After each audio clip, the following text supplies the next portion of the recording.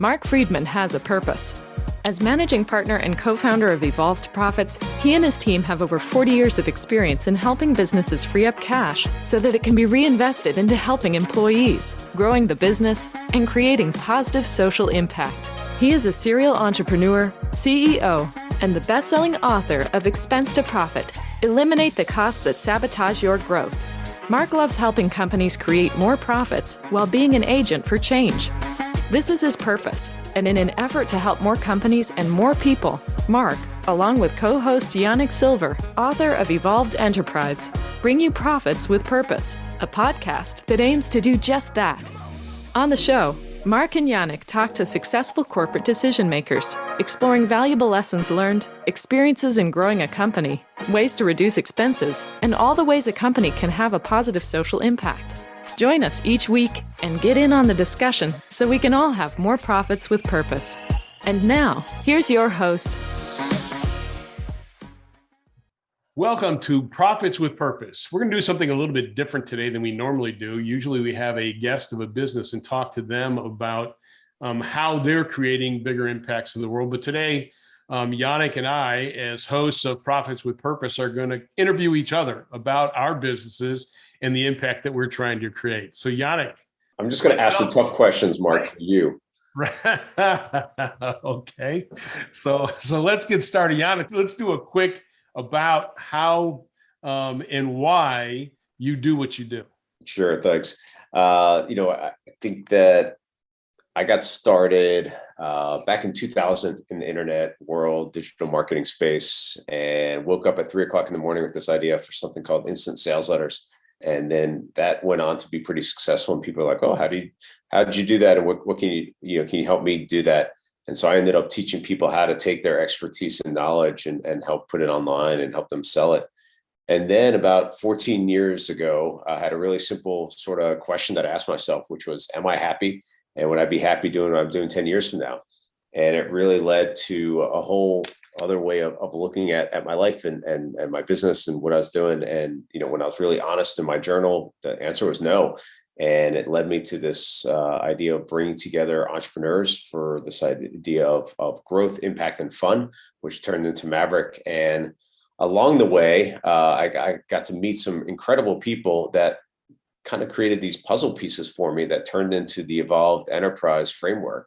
So everything from very high level, kind of well-known business celebrities like Richard Branson and Tony Hsieh from Zappos, to more unknown people like Ari Weinzweig from Zingerman's and other places like that, where they had all these pieces of how do you do business in a different way? How do you change the way business is played? And how do we create more impact that actually drives revenue, that gets your customers to want to buy more and become zealots and advocates for you, gets your team members to be all in on the mission and brings in A players and creates new opportunities with icons and partners and so forth. And it really just does everything incredibly well, including make a difference in the world. And that's what I really care a lot about.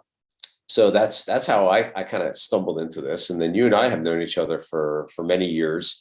And, pretty much almost every time that I would see you, I would talk about, I feel like there's this opportunity to do what you do and help more businesses.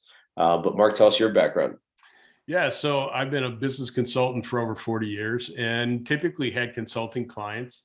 And about a little over 10 years ago, decided that, instead of having individual clients and doing what we do, and things, I was really never good on the revenue side, but was really good on the expense side. And after many conversations with people that I trust, it was suggested that I switch my business model to a success-based model and just concentrate on the expenses. And with great success that we've had, and as you already mentioned, the fact that, every time we saw each other, you would ask me about this business in a box idea, and I'd say, no, that's not what this is. This is a consulting thing. Yeah.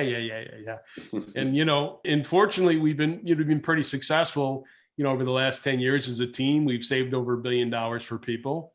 We've done over 25,000 audits. So fortunately, we have a lot of information where we can help businesses really get to market price, and then getting them to market price with the impact piece that we created when we created Evolved Profits together, as well with our third partner, Damian Zamora.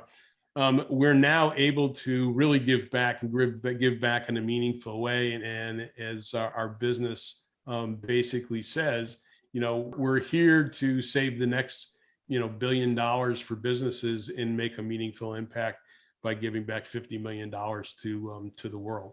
And so, that knowledge base in the amount of professionals and experts, category experts I've put together has allowed us to really build what we're building and have an impact on the world. Yeah, as you know, I've worked together now more closely for the last 2 years or so. I've really been intrigued by the way that you think, and so it's funny that you're like, I was never that great on the revenue side. I was always about the expense side. I'm the opposite. I'm on the marketing and revenue side, but you come to the expense side really from a creative side. It's not, because some of your big clients, they have lots and lots of people that can potentially do what you do. And they keep coming back to us because you think out of the box, even though that's such a cliche. Is there a way that you can even explain how you think about things and how you think about expense categories like that? So it's kind of interesting. I'll give a perfect example of one that I just did last week, Friday or Thursday. One of our clients, it's a municipality. The police chief had decided they wanted to replace all their Motorola radios with a new Motorola radio. And they got a quote directly from Motorola. So they go directly to Motorola, think they're getting best pricing. My research found out that they were actually buying the wrong radio for a price that was $4,000 per radio, or it was going to be close to almost $400,000 more over the life of this 5-year contract than if they had bought a better radio for less money. And so it's a matter of, like I said before, knowing what market prices on things. And even though you go direct to a vendor, sometimes they're not offering you the best market price because they can't. Why do I say they can't? Because they have contracts with vendors, resellers of their equipment that is based on volume. And this is what happened here. It happened with one of our dental clients, that huge dental client. They went direct to Procter & Gamble to buy the powered toothbrush that they give their clients when somebody becomes a client of theirs, a patient of theirs. The first time they give them a powered toothbrush. So they went to Procter & Gamble thinking they're getting best pricing. Well, we said, well, why would you do that when you can get a better price from somebody you're already buying product from and other dental supply products? Because they're buying so many more, they get a better price than you going direct. And we saved them like almost 25% the cost of those products. So it's kind of silly when you think about, it's like you said, thinking outside the box, right? And I always frame it of something that Albert Einstein said, right? You can't solve problems by using the same kind of thinking you used when you created them. And so that's really what we're all about. And that's how we get better pricing. Yeah, and I guess it's even procurement officers, CFOs, anyone, like you have your ingrained ways of thinking, your ingrained ways of who you're going to go to, and there's nothing wrong with that because there's a relationship built. No. However, there's no harm in having a second party like us look at things and say, well, maybe there's another one. And you mentioned the 25,000 audits. Where's that from? So as a team, and we've got quite a few category experts, we have done as a team over 25,000 client audits. Now, we may do 6 or 7 or 10 audits for an individual client. But if you add all those together as a team, that's how many audits we've done. And so because of that, we've got a lot of pricing information that you as a business, even the largest businesses, because I have a couple of those that are clients, they don't get that kind of pricing information. Yeah, and when you say largest ones, they're fairly large, significantly large, and they believe that they might be getting the best prices, but they're not, and that's why we're in business to help you find out, make sure that you are, because there's no risk to it. And the other thing that I've always loved the way that you approach things is it's not just about the best price. You have a 3-legged stool that you think about. Right. So it's, first of all, product quality. It's got to be equal to better than what you're currently getting. It's got to be service levels. If they're not at the levels you expect, we have a conversation with your existing vendor to make sure we get them to those levels, or service levels to be better than where they were. And then the final piece is obviously pricing, because if you can't get what you want when you need it, what good is lower prices? But more importantly, it's 91% of the time we're effective basically achieving that without changing existing vendors. So that's what's pretty critical as well. Yeah, that stat has always been really interesting and exciting to me when I hear that. The other thing that I really enjoy that you've done, Marc, is you've created a network. So it's not just, one category or 5 categories, but we have how many categories now that we can look at? We have over 50 categories that we can look at for clients, which is kind of amazing when you think about it. But a lot of people don't realize that when you look at something like merchant fees is really separate from bank fees. A lot of people will think that's one category. No, they're actually 2 different categories, just like wireless is separate from regular phone service. So it's, it is what it is. And merchant accounts is one of those, and each category has its own nuances. Because you can look at merchant accounts and be like, oh yeah, of course I'm getting this percent, and that person just offered me this percent and it's the exact same, or it's higher. But you're like, well, let's look at what is going on here, because there's so many, I don't know, I'm going to call them hidden costs. Maybe that's not what you call them. No, they are hidden costs for sure. They're not necessarily hidden costs. They're not disclosed costs typically when you make the arrangement. Right. Then all of a sudden you get your monthly bill and you find that you're paying this fee for that, and then your transaction fees, and then there's these kinds of fees, that the ACH fee when they put the money in your account, and it's like, wow, really? So, and the best thing is, and this is what we've always talked about, is that every time you save $1, it goes straight to the bottom line. 100%. And that's huge, especially right now, more so than ever. And what we do that's really unique with Evolved Profits, and those things that when I came in, I said, let's make sure that we have an impact layer. And I look at a lot of things about how do we layer on impact, and hopefully it creates an even better product and even better experience for everyone involved. And our goal is to make the client look like a hero to their community, to any cause that they care about, because we take out of our pocket. Since it is on the success fee, we take out of our pocket and put it into an impact pool, and then let the client decide where do they want to do. And they can match it. We love that. We encourage matching, but they don't have to. Yeah. And we were just doing some figures this morning, or just in this afternoon before we got on here. What's our total right now that we're?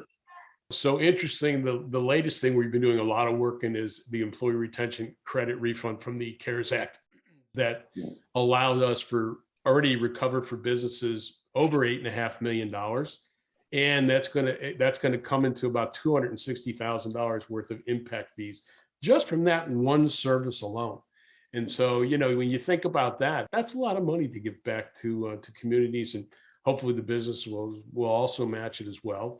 Yeah. Obviously they got a huge benefit from getting these refunds, and, we can double the impact and really make a difference. And so, that's what it's all about. That's it's great. And then, I think a really good example of the evolved concept. And I'll just spend a moment on it, because please, on the ERC piece is a little bit different. So it's not just a pool, but what we do is we want to make sure that since the client has been retaining employees, that's why they're receiving this money back.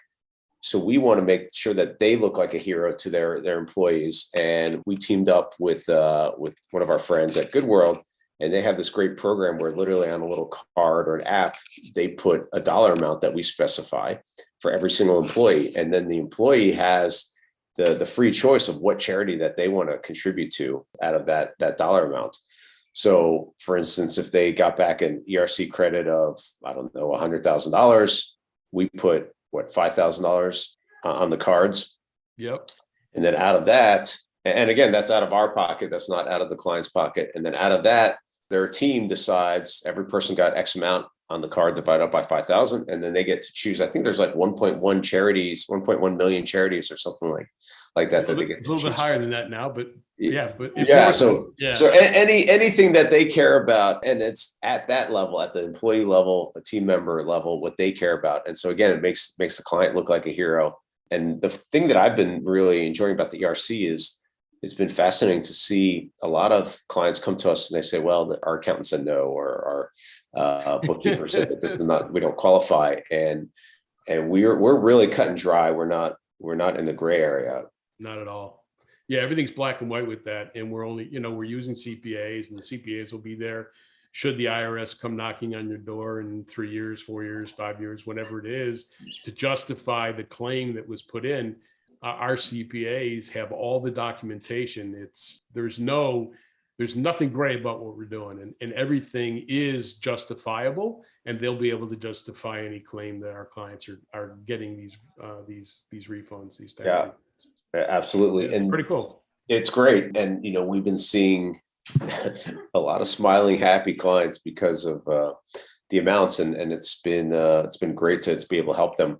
The evolved aspect of that, I think, is a good case study, because we had our impact pool that we were doing for every expense client, but this was a special program. And we said, let's do something that's very specific for it. And I think this is a good example of when I talk to clients and help them about thinking about, okay, what is the impact layer that you can add to what you're doing with your business? There's 11 different impact models that I talk about in the Evolved Enterprise book. And what you ideally want to do is create something that integrates into your product or service so that it's a plus one. It's not just an afterthought. It's something that really, again, I think of it as win-win-win-win-win. I think of it as, how do you make everyone look like a hero all down the line? And there's a lot of ways of creating that impact. And what I'm excited by is helping entrepreneurs, founders, companies think about, okay, they don't just have to say, oh, we're going to do a percentage of our income, or we're just going to do our typical donation to XYZ charity. But how does it become integrated so that there's more meaning, a better marketing story, a better community story, and more importantly, get their team involved so that they really care about what's going on? And it doesn't even have to be money. So there's many ways of having that impact layer. And so, one of the things I talk about is there's 5 leverage aspects in businesses for this impact. And, one is the money, but 5 others are empowered employment. So who are you hiring? There's a company that I featured in the book called Ultra Testing, and they do quality control testing for cross-browser platforms and different things like that. So they hired people on the autism spectrum scale, because typically people with neurodiversity are more attention to detail, they're okay with repetitive tasks. So it becomes a competitive advantage. So you can think about who could you hire that's been maybe disadvantaged in some way at some point, and create an advantage from that. You can think about your supply chain, like who are you buying from? And this is where we can come in too and help you, with the supply chain and buy from a company that also has an impact layer built into what they're doing. Your actual product or service, like where is the way that you can build that in? One of the most famous examples that really kind of got this idea of triple bottom line businesses or social enterprises or conscious capitalism and evolved enterprise, whatever you want to call it, that really got on the map was Tom's Shoes. And I know Blake from Tom's, and they had the built-in product or service, which is you buy a pair of shoes and they give away a pair of shoes to someone else in need. And he never thought it would get that big. And it became actually a logistical issue to try and give away that many pairs of shoes. But that really ramped them up and helped turbocharge what they're doing. Now, I don't believe that that's the fit for everybody. It's like trying to create this, the round peg in a square hole kind of thing. And a lot of people look at, oh, we should do a buy one, give one. That's not always the right one. But sometimes it works really well, like Bamba Socks, which is a great sock company. And the founders looked on, I think they saw something on the news about socks being the number one requested item at homeless shelters. And they said, okay, well, that's really nice. We can buy some, or let's start a sock company. But not just a sock company, but they really thought about what is the sock that they wanted to give away when they do the buy one, give one. So it's a dark colored sock that reinforced seams. It has like a material in there that's resistant to bacteria and different things like that. So it's really designed well for that kind of environment. And the founders are like, okay, if we get to 1 million pairs of socks sold, I'm going to get a tattoo of our logo. And they thought it would take 10 years, and they did it in 2.5 years because of the power of that evolved enterprise piece added to it. So we have our empowered employment, supply chain, product or service, also the talent within the company or the unique skills or genius within it. There's a company called Pacific, which is a soup company in the Pacific Northwest. And what's really fascinating is they do once a month, they turn off their production line, which, economically probably doesn't make any sense, but they do it from their impact standpoint, where they work with the local food bank, take anything that the food bank has and then their employees love it. It gives them more creativity to come up with recipes for these non-perishable goods. And so they do that, and it's saved like 300,000 pounds of food, I think, in the last year that I looked at it. So, added, what's your unique talent or within the organization? And the other one is your distribution or voice, like how, if you have a big reach or big leverage, use that as well. I saw a package of plant-based meat the other day, and they literally had on the front of the package that call your congressman or something about climate change. So, that's what they stand for. And so it's fascinating because right now customers want to buy more from companies that have a greater purpose and mission. And every single year that they've been tracking this, it continues going up and up and up because we have the opportunity to vote with our wallets. And then also from the inside out, it's from the team wanting to have a greater mission and purpose. And you add that to the great resignation that's been happening. You really need something that has a greater mission and purpose. Yeah, I think the idea for being able to retain and attract, team members for every business is so important. And so creating these additional ways of, a business having a purpose, is so important today. It's so really important. And it's part of the mission of what we're doing here too. So. Exactly. And it can't be made up. It can't have, it has to be authentic. It has to be genuine. And, companies aren't dumb. They're looking at stats and being like, oh, well, this is what, customers want. So we should just add this, but it has to really come from this genuine place, or else there's a very easy opportunity for it to backfire. And, customers are more connected than ever via social media and other ways. So it has to be a genuine way. The other thing is, some companies are reluctant to do some of this because they fear that they're going to do it wrong or not, mess it up in some way. But more than likely, your community and your customers are actually more forgiving than not when it's coming from a genuine place. 100%. That's what it's all about. So that's what we're trying to make sure that, we put out in the world. If you don't have a purpose, you won't have profits. Yeah, that's really exactly what it's all about, right? Yeah, and you'll have more profits with a greater purpose. Absolutely, 100%. Yanik, this has been great. Thanks, a little Marc. bit of a departure from what we normally do. Yeah, that was fun. But I didn't even get to ask any tough questions, so we'll have to save it for part 2. We'll leave that for the next one we do in a few All right. seconds. All right. Thanks. Thanks for listening to this episode of Profits with Purpose. Don't forget to subscribe. And if you are interested in reducing the expenses of your business, creating positive social impact, or contributing to the show, reach out to Marc or Yanik with Evolved Profits by emailing podcast@evolvedprofits.com or visiting the website www.evolvedprofits.com.